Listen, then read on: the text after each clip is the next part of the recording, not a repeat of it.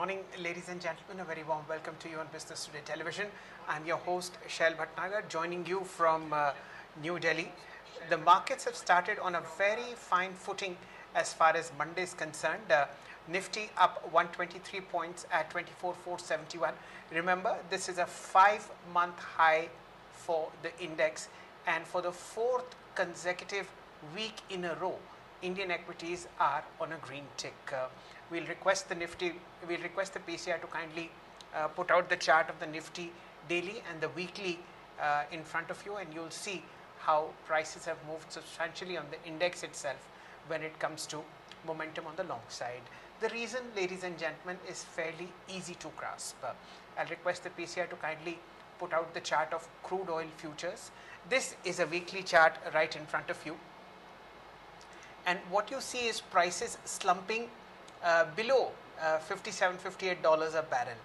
This, ladies and gentlemen, was last seen in the aftermath of COVID, February of 2021. And the reason is simple. There is discord within OPEC, which is the most powerful commodity cartel in the world. They've decided to pump out more oil starting the month of June. And that's the reason why you see prices slumping at a time when there are substantial fears that the US might move into a recession.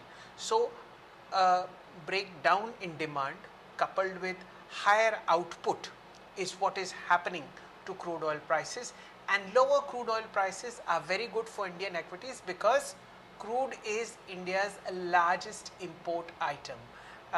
It's not very far in distant memory that you saw crude oil prices trading near $80 a barrel. That was somewhere in 15th of Jan 2025. So in a span of less than 5 months, you've seen crude oil prices correct substantially. Let me just help you with the percentage fall that we've seen in crude oil prices. It's 30%.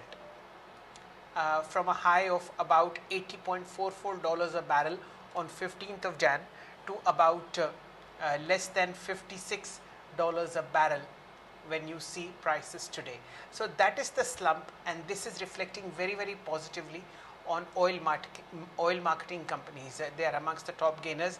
Look at Indian Oil Corporation, IOC, at the moment is trading 3.9% higher. This is the second day of gains, futures trading at 149.85. Hindustan Petroleum surging 24 rupees at 409.60. And of course, you have BPCL 4% higher at about 325. All those companies that deal with crude derivatives like paint companies, look at Asian Paints, Berger, Shalimar, and of course Kansai Nerolac, all of them in a very nice uptrend because their raw material pricing depends on crude oil derivatives, and that's the reason why you see an uptick. And of course, who can forget India's largest airline, Indigo, which is also in a fairly decent uptrend because crude oil prices are about 60-65% of its daily cost. So this, ladies and gentlemen, is how the markets are on the first day of the settlement, first day of the month. We have a very, very strong move coming into the broader markets. Just 600 shares in the green compared with the 1700 shares that are in the 600 shares in the red compared with 1700 shares that are in the green. So it's an easy 2.9:1, which means for every one share that is falling, there are 3 that are up. All 19 indices that we track, apart from the PSU Bank and the Nifty PSU Banking Index, are in the green. Banks affected a bit, mainly because of muted earnings from Kotak Mahindra Bank and State Bank of India. Both of them are slipping in trade today when the broader market is up. But a strong show coming into IT, mainly on because of how prices have moved in NASDAQ, and of course the Adani group of stocks in fairly good shape today. Adani Ports 5.7% higher, 1340. Adani Enterprises 5.7% higher. There is an 8 percentage point uptick on Adani Total Gas. And apart from that, let's look at stocks that are making fresh highs in this kind of market. Remember, Nifty is at a 5-month high. So all-time highs are ICICI Bank 1433, and of course Godfrey Phillips 3.8% higher at 8707. We'll shortly be joined by Mr. Chakri Lokpriya, and he'll be talking about the broader markets with us. CIO for equities at LGT Wealth. Namaste Chakri, and a very warm welcome to you. How are you analyzing sentiment on Dalal Street at this point of time? All seems to be favoring bulls. Namaste Shailji, it's always good to be on your show, and always good to be on a day when markets are up. I think there are 2-3 things which are happening.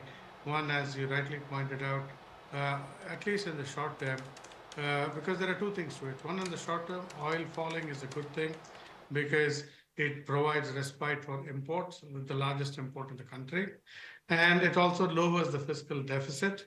And this impact we've seen directly on the rupee rallying in the last few days. And rupee rallying in the last few days and with oil falling is good news, because both the current account and fiscal deficits will look stronger. Second, this will cushion the impact of lower economic growth that we've seen, that India is expected to see, because of both global uncertainty our Indo-Pak border, as well as the tariffs. So against this backdrop, I think individual sectors like OMCs and Indigo, these are all good positional trades. I wouldn't say long-term investments.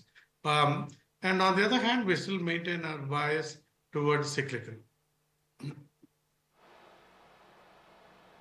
Fair point. Yes, a thing that you mentioned was GST collections. They've topped 2 lakh crores for the first time, and that is also adding to momentum in the market. Remember, this was the monthly collection for April, and this is a record, just reflecting that the underlying economy seems to be on some kind of a good curve towards a positive uptick. So good GST collections, falling crude oil prices. Remember, there was also a monsoon forecast which said that calendar 2025's monsoon will be 104% the long time average. So that's a very big plus. And of course, we haven't seen big disappointments in the fourth quarter earnings. Mr. Lokpriya, when you look at fourth quarter earnings, anything that catches your fancy so far, where you may have put in fresh money after earnings were announced? I think 2 or 3 trends are coming out so far. One, banking as a sector have seen earnings upgrades, or at least meeting expectations. On the other hand, other sectors have actually beginning to see earnings downgrades. The downgrades, while expected, this reflects 2 stark things. One is GST collections are at its highest levels ever. On the other hand, corporates are guiding lower. This is largely simply because of the uncertainty of the Indo-Pak border plus US tariff uncertainty. Both these are kind of difficult to forecast for companies, and that trend is what we've seen in the earnings so far. Okay, so banks is something what you like. Chakri, what would be your view on IT? The software sector seems to have shown some kind of resilience at 11-12 month lows that were hit earlier in the previous week. Would you have any bottom fishing ideas with the frontline tech counters, or anything in the mid-cap space which catches your fancy? IT companies have fallen about 25-30% from their recent highs. So therefore, and reflecting the uncertainties of slower discretionary spend in the US because of well-known expected slowdown in the US. So the valuations are corrected down to fairly attractive levels.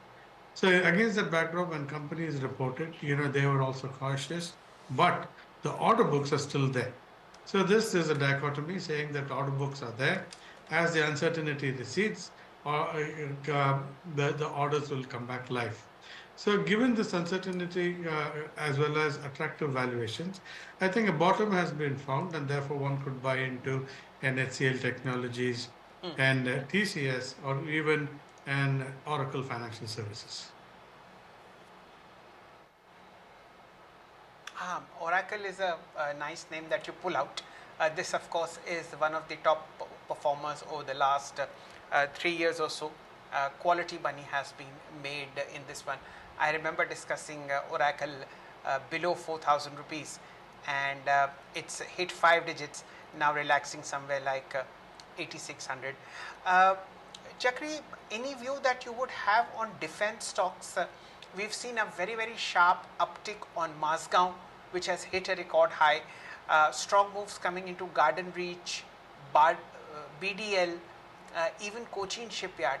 Is this just a frenzy that we see because of the ongoing problems on the border, or is this a move that you think has more legs? Shailji, thankfully, from the last time we spoke, and we spoke on defense stocks, and all these stocks have done well. And so, therefore, what do we do now at current levels is, if you look at one, as you rightly point out, the border uncertainty, plus there is a long-term secular growth, which is Europe spending more on defense. So both those things kind of provide a bottom for the stocks. Companies like Bharat Electronics still trade only at 25 times. The reason I say only 25 times is, their order book is very robust. Hindustan Aeronautics, Mazgaon, their order books are very visible for the next 4 or 5 years. So in a period of slowing growth globally and in India, when companies are exhibiting very strong revenue visibility over the next 2 years, is reflected in the valuation uptick. Therefore, I would continue to be biased in Bharat Electronics and HAL. Okay, these of course are stocks which are up in today's trade. HAL 4582 up 2%, and we have BEL also in the green, 315.35 up almost 1.3%. Remember, both these stocks, especially BEL, is also inching towards record highs, and there is really no doubt in the minds of HAL as well where it is headed. Strong move in the entire Adani group of stocks today. We've seen Adani Total now 8% higher, somewhere like 654. What else is buzzing in trade? Any view that you would have on Bajaj Finance, Mr. Lokpriya? The stock also correcting marginally from its record highs, pausing a bit. How do NBFCs look to you for the medium term? In NBFCs that have reported so far have kind of slightly missed their numbers, and I think that is rather expected given the RBI rate cuts and companies readjusting themselves to the new regime. But with two more rate cuts expected now, it'll actually do a good thing for their NIMs. Companies like Chola have actually reported their outlook is fairly decent. On the other hand, Shriram Finance has kind of a more guarded outlook. The Bajaj Finance has actually trimmed, its margins are not that great.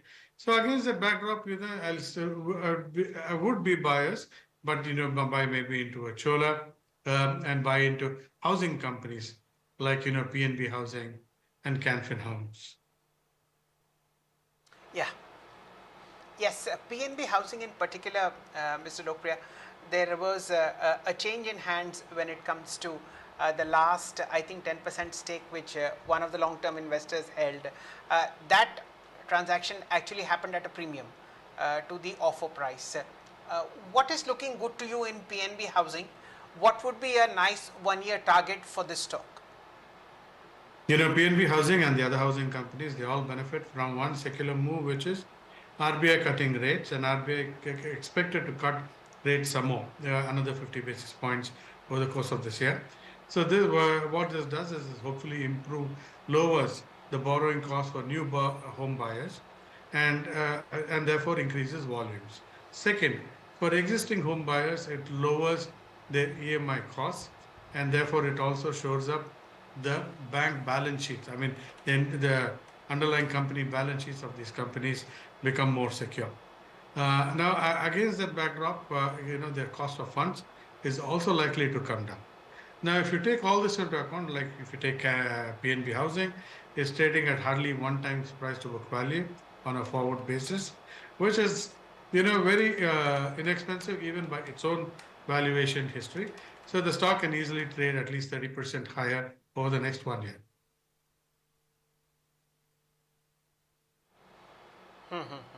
Okay, 30-35% is an uptick that you see.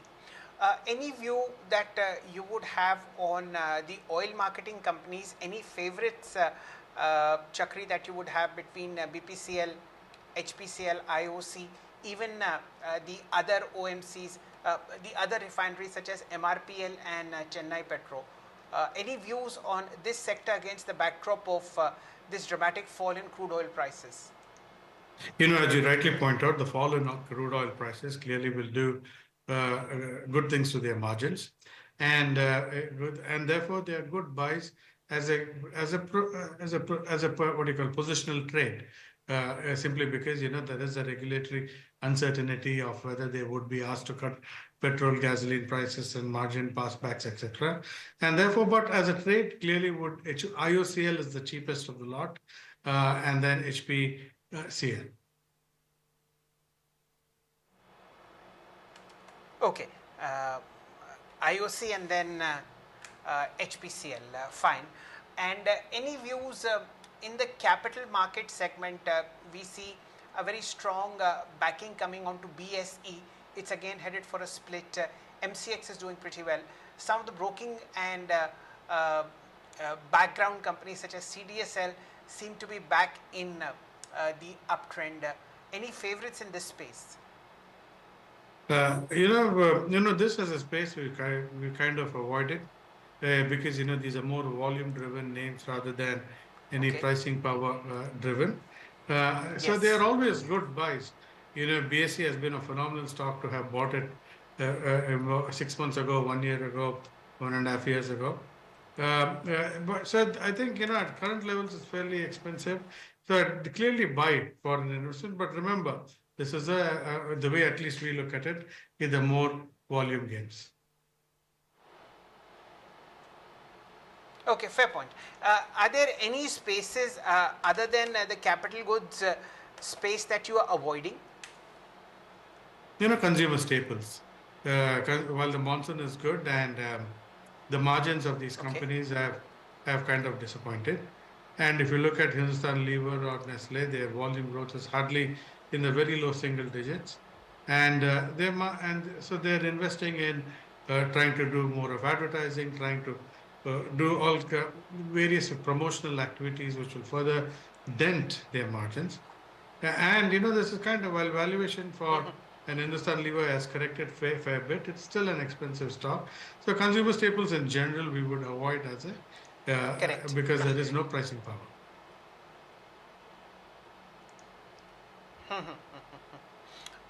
You mentioned banks in your opening commentary. We've had a record high in ICICI Bank and HDFC Bank already. In fact, HDFC Bank is now the world's priciest bank in terms of market capitalization. Apart from these two, Chakri, where are you advising clients, or where are you putting your own money in the banking sector? The banking sector, you mentioned HDFC Bank, after a long time, the bank is doing well, so, aided by the RBI rate cuts, which will help its liquidity profile, and its cost of funds will also improve as a result. The consumer is now has hopefully bottomed out, and therefore, and being the largest bank, it will probably benefit from that. On the other hand, while SBI reported very good numbers, we'd be slightly more careful given the the JSW Supreme Court ruling, and that is bound to create some amount of provisioning and NPAs in that space. So therefore, a little bit cautious. Suddenly, because this was an acquisition which was okay by the government or a government body 5-6 years ago, which has been overturned, and that kind of creates some amount of uncertainty.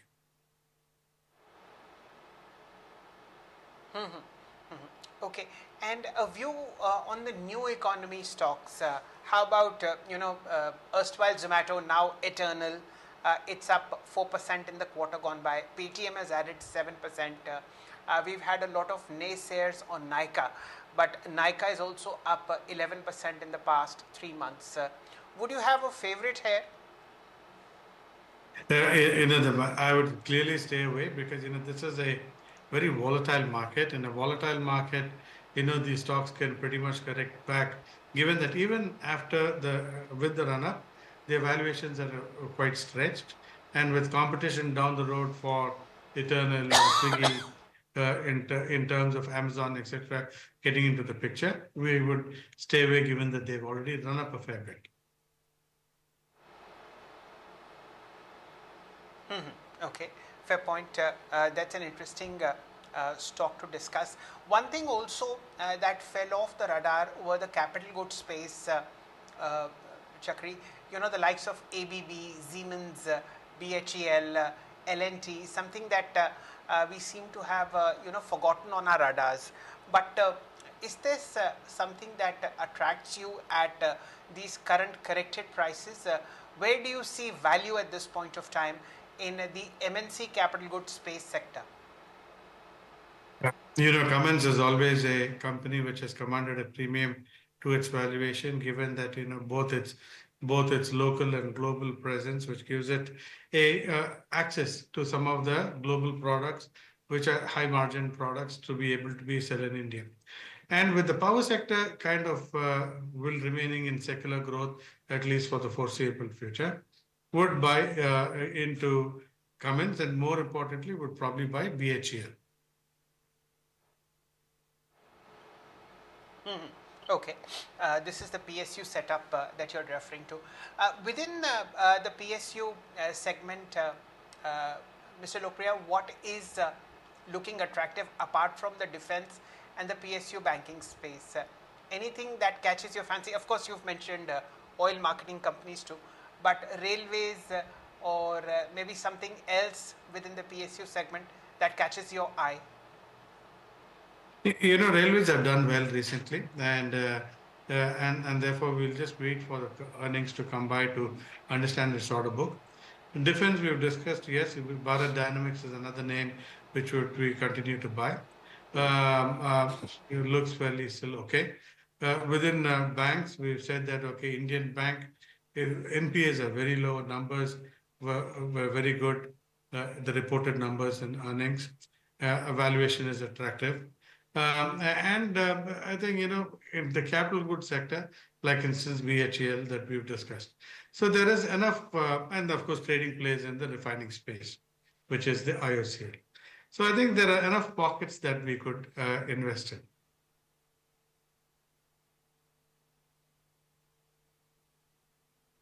Okay, fair point. Almost time to call it a day.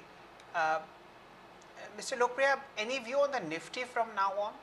We've had a nice 7-8% rally from the bottom that we hit in early April, and in a month or so, we've seen a fresh high on the Nifty for 2025.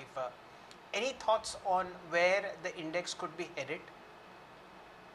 The Nifty, even after the run-up, is still trading below its 5-year mean and still trading below the 10-year mean.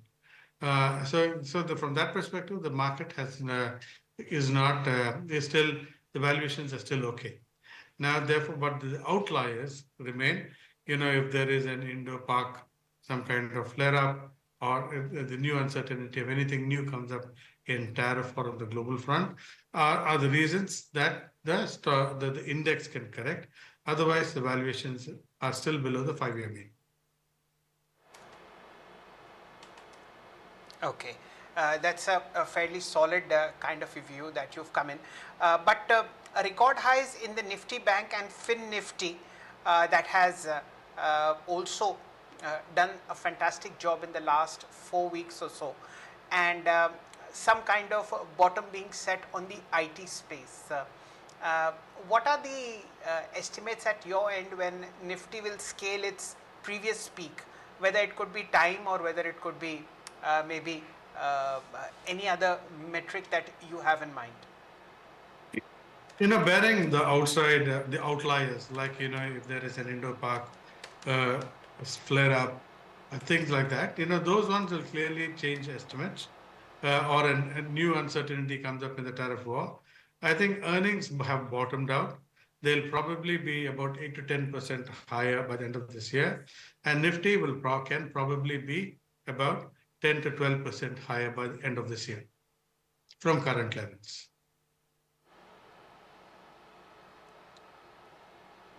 सही आप सही कह रहे हैं लोग चक्री जी. Thank you so much for your time, and as usual it's such a pleasure talking to you. These views are fairly strong in terms of commitments towards a particular stock, in particular PNB Housing. Thank you so much for your time, Chakri, and here's hoping we meet again fairly quickly. Thank you, Shail. Always good to be on your show. That, ladies and gentlemen, was Mr. Chakri Lokpriya. Markets in fine shape on Monday, 135 points higher on the Nifty, 28,482. Remember, just last week we had scaled at 24,590, and it's just the climb that the Nifty is repeating again, fueled today by the IT index. You've seen 218 points higher on the Nifty IT index, and in terms of individual contributors on the Nifty, you have HDFC Bank adding 21 points to Nifty's total of 136. The entire Adani group is in top shape. Adani Ports adding 17 points to Nifty, ITC adding 14 points, M&M adding 11, and Bharti Airtel adding 9. What's pulling the Nifty down are the two banks' fourth quarter earnings at Kotak and State Bank of India, disappointing investors. Kotak down 5%, and adding a negative 42 points to Nifty. SBI adding a negative 10 points. Please remain glued on Business Today Television. There's a lot that's happening on the other side of the break, where news continues on BTT.